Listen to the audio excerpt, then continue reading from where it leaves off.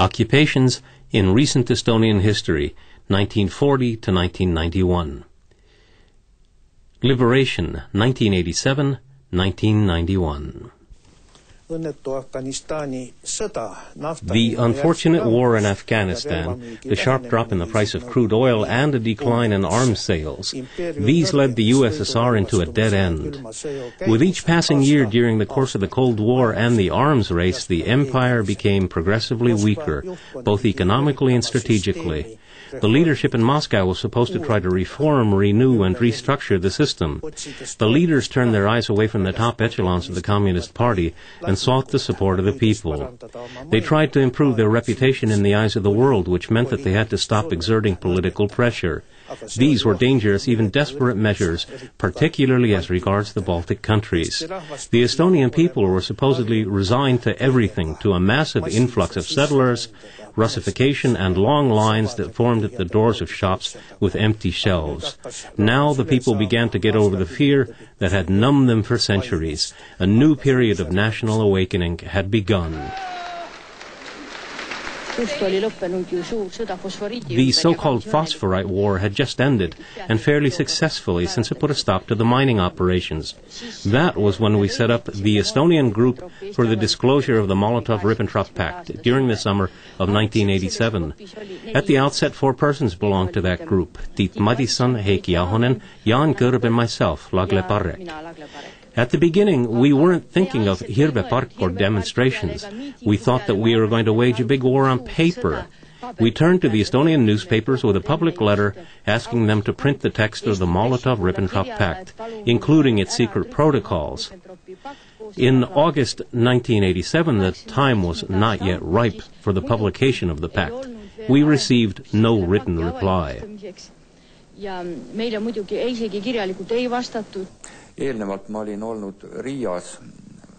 I'd been in Riga visiting with the Latvians. They had marked the anniversary of the deportations in 1987 with a demonstration. We reached agreement with the Latvians and the Lithuanians that a protest meeting would be arranged on August 23rd. We informed an Estonian refugee organization in Sweden, the Relief Center for Imprisoned Estonian Freedom Fighters. The leader of that organization, Jaak Jüriado, took a great deal of trouble to pass on our information, and it was relayed primarily by international radio stations, the Voice of America and Radio Free Europe. On August 23rd, quite a few people gathered at Town Hall Square. From there, we proceeded to Hirve Park, where speeches were given. The media paid a lot of attention to the event. One couldn't say that these articles were exactly objective, but in any event, there were a lot of abusive articles.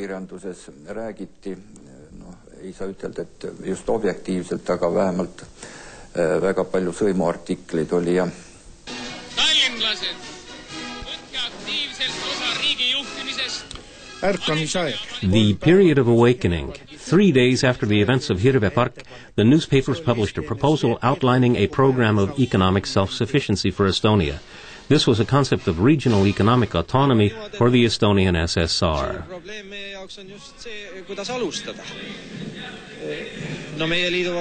I think the issue of where to start is our big problem. There are enterprises on the territory of our Union Republic that answer to all Union ministries. Others get their orders from joint all-Union and Republican ministries or ministries purely on the Republican level. Not all of these are completely subordinated to our Council of Ministers.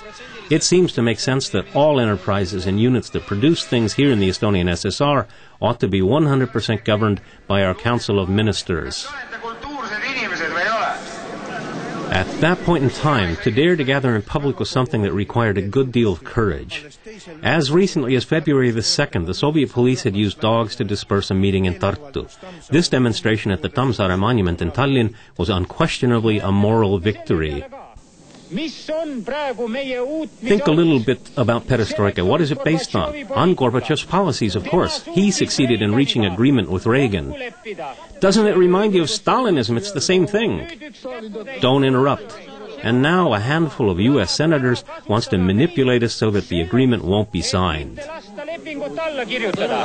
loominguliste liitude juhatuste ühispleenumil At the joint plenum of the executive committees of the creative unions, issues pertaining to the arts were practically ignored. The speeches concentrated instead on heartfelt concern about Estonia and the destiny of our people and culture. Others are governing us politically and economically. Those of us who have been functionaries have never conveyed the interests, wishes, and aspirations of the people to the higher level. Instead, they have only passed the messages of the central apparat in a downward direction.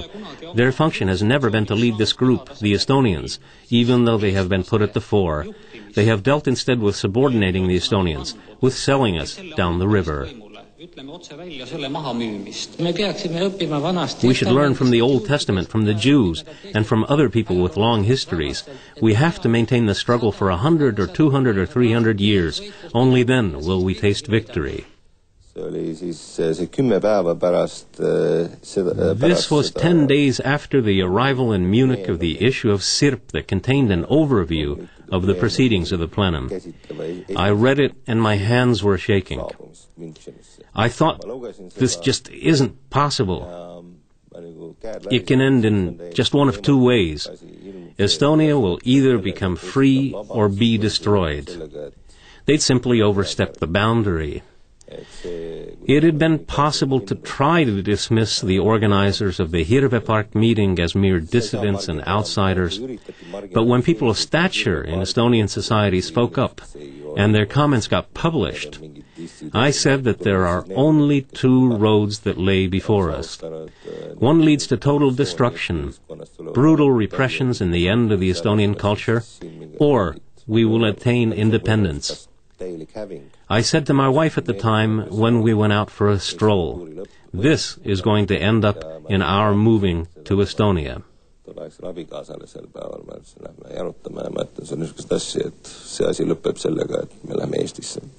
The Estonian Heritage Society was the first democratic organization to evolve from a popular movement. The Tartu Heritage Days, which took place 2 weeks after the joint plenum of the creative unions, was a test of strength. It showed that the authorities had lost the courage to disperse and arrest people. The strength of the Heritage Society lay in the fact that, unlike our freedom fighters, who bore prison sentences and were few in number compared to us, and who spoke the whole truth in one fell swoop, and who went to prison and had a singular and very important historical role to play, we were like the next echelon. Our strength lay in the fact that we would take a partial step over the forbidden line at a time. And consequently, there were many of us. Many people joined us, and soon it became clear that we were causing the flows of ice to buckle and move. The Heritage Days in Tartu turned out to be the high point of the heritage movement. If there is one thing that the Heritage Society deserves credit for, although this wasn't its only contribution, the Estonian Heritage Society was the first after World War II to usher in the large-scale reappearance of Estonia's blue, black, and white flag. This caused a psychological transformation. It is safe to say that by doing this, the Heritage Society earned a place in history and also fulfilled its historical mission. In 1988, a number of political currents began to take shape. In the space that existed between the internationalist dyed-in-the-wool loyalist communists and the radical national movement, an attempt was made to create a fusion of perestroika and the nationally minded movement. This hybrid type of person attempted to be an Estonian, a Homo Sovieticus, and a communist all at the same time. The Popular Front for the Support of Perestroika, which was founded on April 13th, developed into a large people's movement. Yuri Kukk was a principled freedom fighter. He died in Vologda prison and was buried in 1989 at the Kursi Cemetery. During 4 nights, a spontaneous singing revolution took place at Tallinn's Song Festival grounds. On June 17th, a huge Popular Front demonstration would follow, nominally for the purpose of sending off delegates to a Communist Party